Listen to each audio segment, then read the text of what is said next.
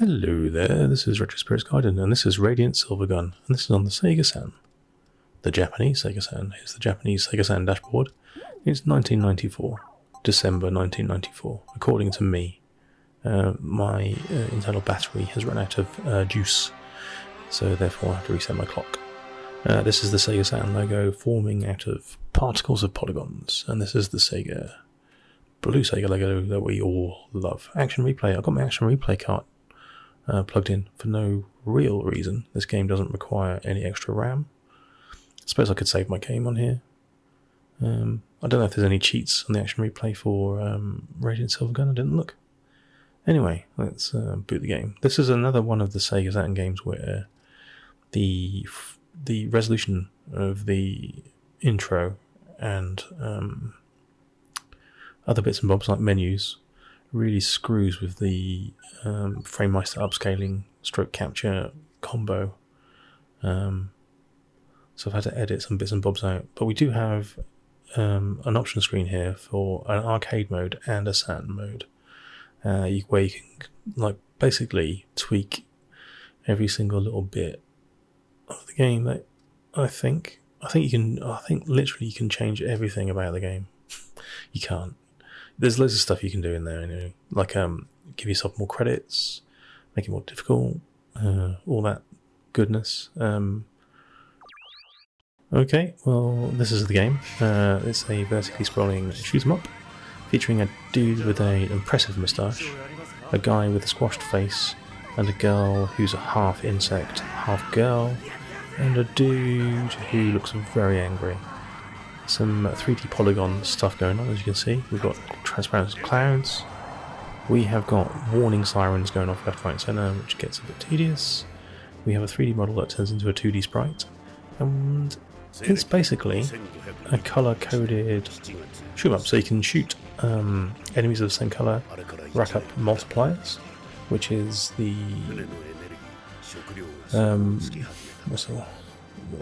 the expert way to play, or you can just play it like a shoot 'em up and just kill everything. That's also valid, although you won't get high scores. I recommend you just shoot everything to start off with, because the colour coding thing does get a bit annoying. As you can see, there's still a mixture of sprites and 3D in this game, and it's pretty seamless, to be honest. It takes a lot of advantage of the Saturn's processors and abilities, so you've got lots of zoomy backgrounds, infinite plane kind of things going on there, as you can see from that background. You've got transparent cloud layer, you've got 3D polygons, you've got a net effect on that fireball, but it's not too heinous. You've got a sword thing there. The sword absorbs the pink bullets, charges up a special sword blast. Every single button on the Saturn pad is used apart from the left shoulder button, I think. And each button represents a different weapon or weapon combo.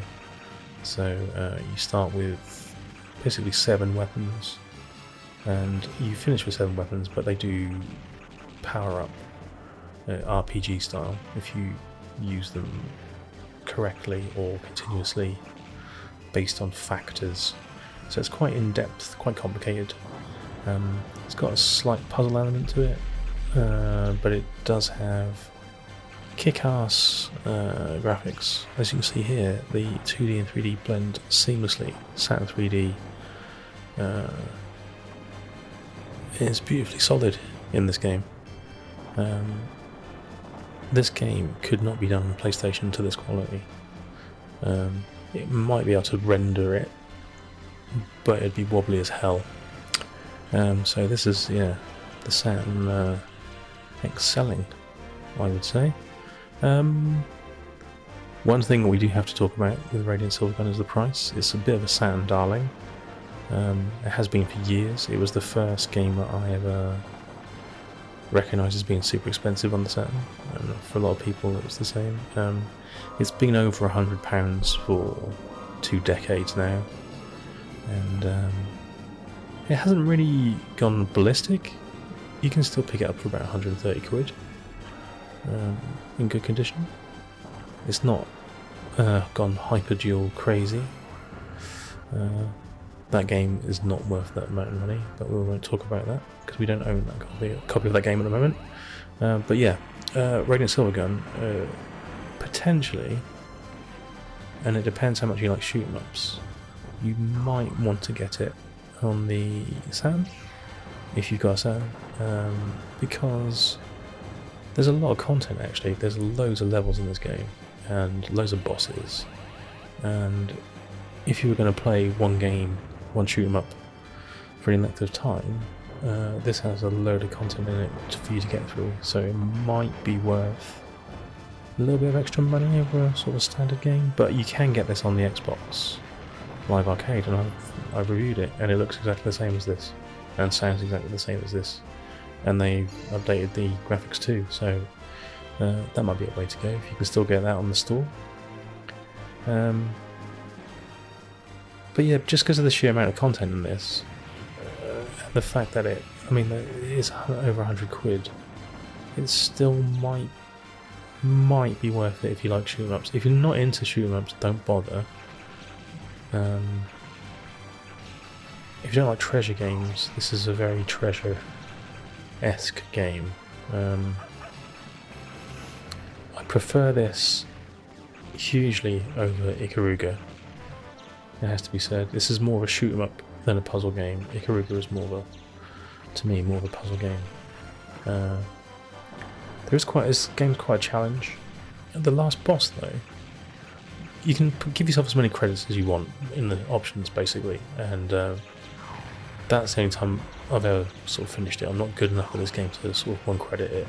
I know there's loads of people out there that can do that, but the last boss, actually, even though it looks absolutely crazy, I did manage to get through the last boss without losing a life once, which was amazing. But these days, I can't even get past this guy.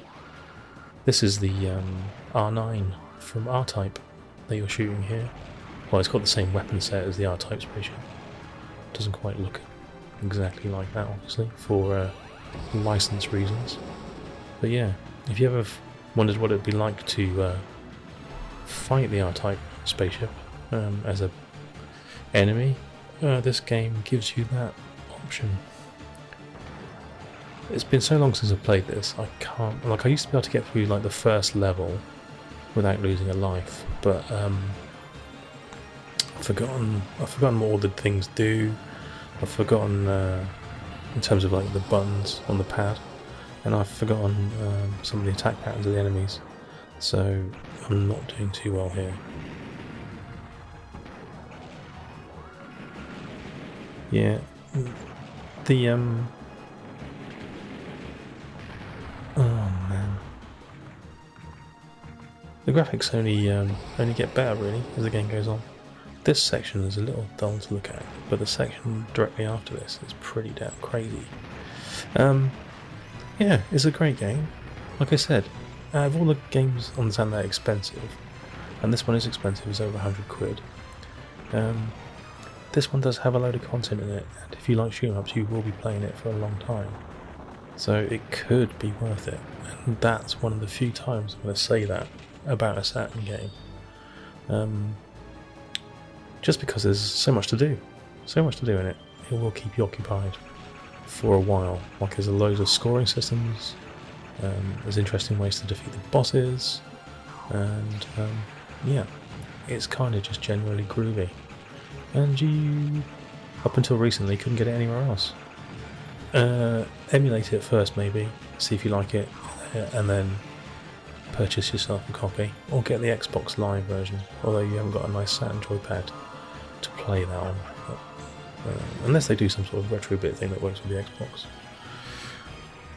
But anyway, I do like this boss.